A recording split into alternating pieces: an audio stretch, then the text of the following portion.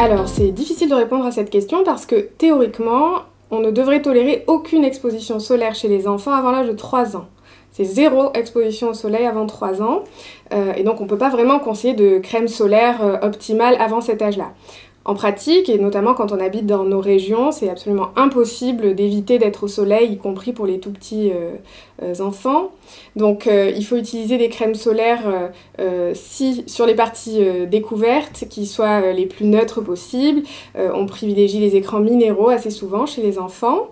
Et puis le plus important, c'est encore une fois la protection textile, le respect des horaires pour aller à la plage, donc plutôt le matin ou le soir, et puis le t-shirt anti-UV, le parasol et tout l'attirail que les parents souvent ont avec eux lorsqu'ils partent à la plage. La particularité des cancers cutanés, c'est qu'on les divise en 2 grandes catégories. On a d'un côté les mélanomes qui, eux, sont liés aux antécédents de coups de soleil dans l'enfance, et de l'autre les carcinomes cutanés qui, eux, sont liés à l'exposition cumulative au rayonnement ultraviolet au cours de toute la vie. C'est surtout sur cette deuxième catégorie de cancer qu'on peut jouer avec la protection, disons, à l'âge adulte et le fait d'éviter d'avoir des coups de soleil.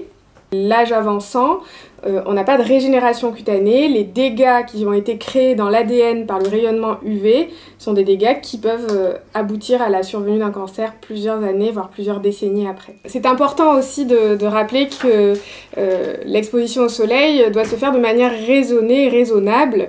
Nos grands-parents savaient ça très bien. Vous ne verriez jamais personne il y a quelques années à la plage entre midi et 2.